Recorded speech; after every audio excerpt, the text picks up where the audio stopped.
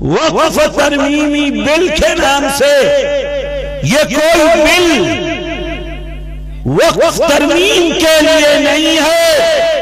ہم جانتے ہیں اقتدار پر بیٹھے ہوئے لوگوں، تم ہمارے مدرسوں کو اور ہماری مسجدوں کو ہتھیانا چاہتے ہو، تم ان کی زمین و جائیداد کو ہتھیانا چاہتے ہو.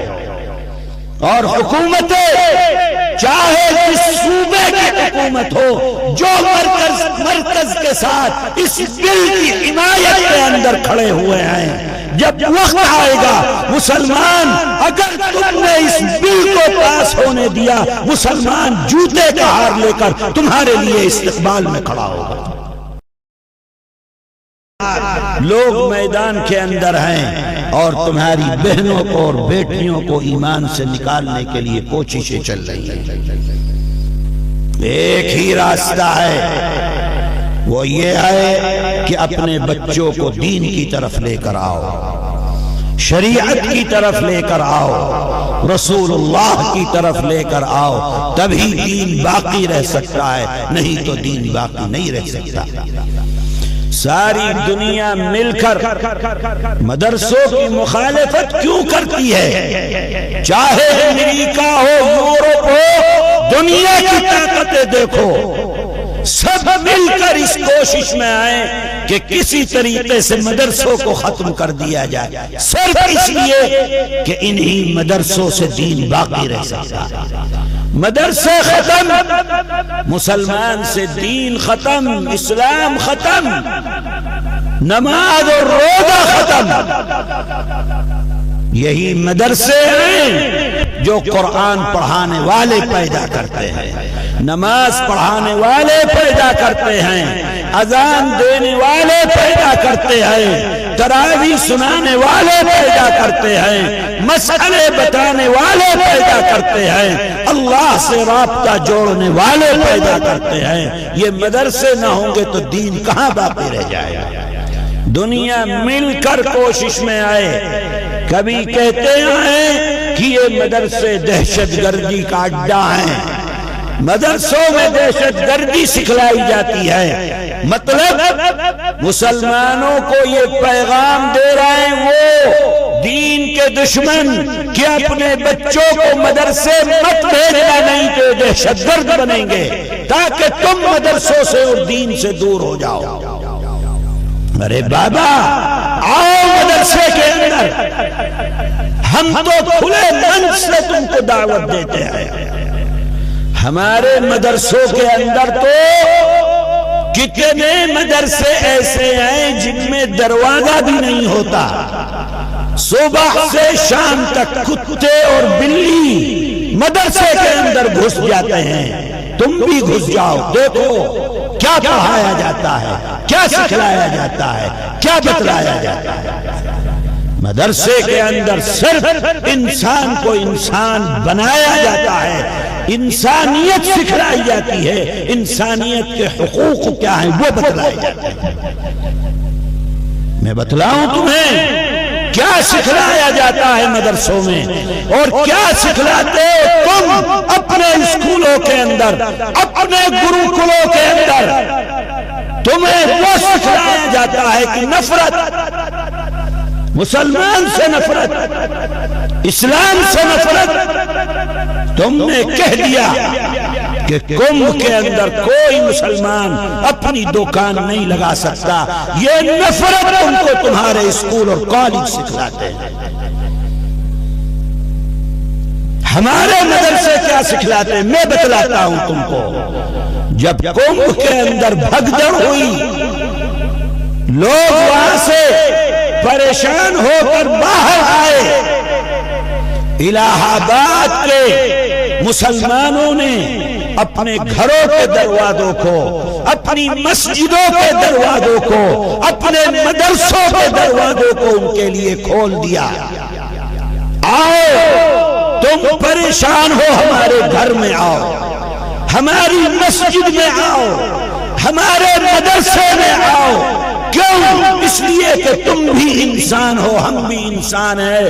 ہمارا مدرسہ ہم کو تعلیم دیتا ہے کہ اگر تم زمین پر کسی انسان پر رحم کرو گے آسمان والا تمہارے اوپر رحم کرے گا.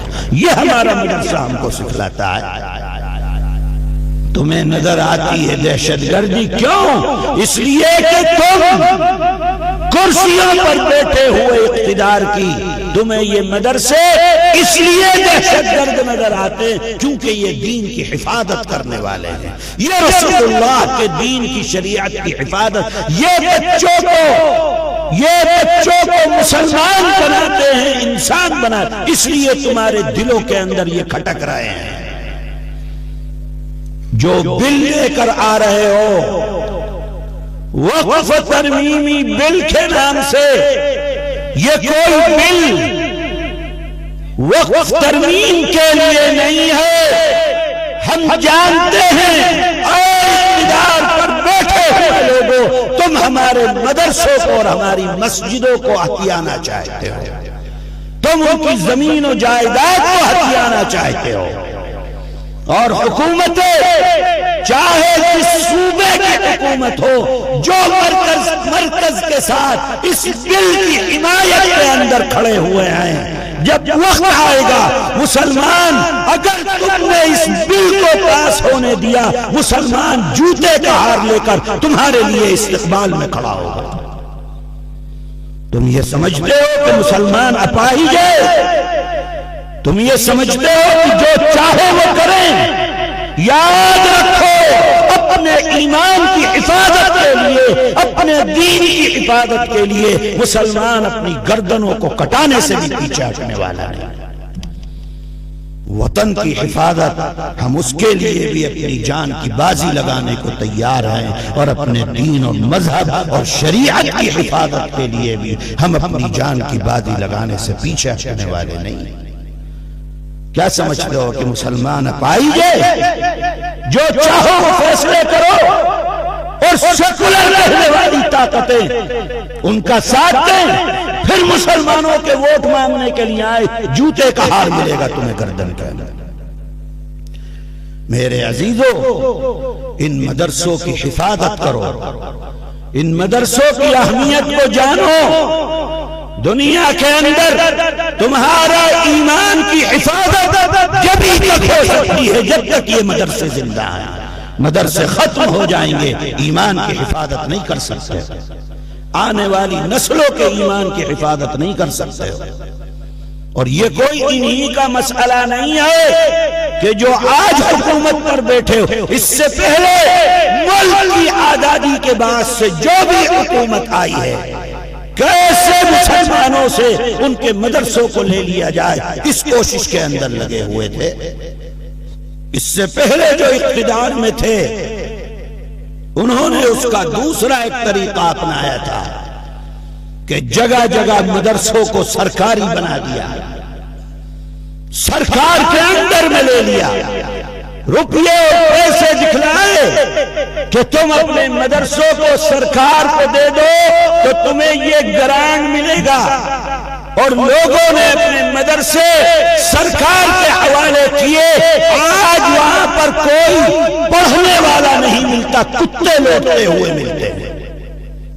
دیکھ لو اپنے صوبے کے اندر جا کر ان مدرسوں کا حال، جو مدرسے کبھی بڑے بڑے علماء پیدا کرتے تھے، آج وہاں پر 10 اور 5 بچے بھی پڑھنے کے لیے نہیں آتے. ختم کر دیا. وہ انہوں نے اس طریقے پر جو اس سے پہلے حکومتوں پر بیٹھے ہوئے تھے.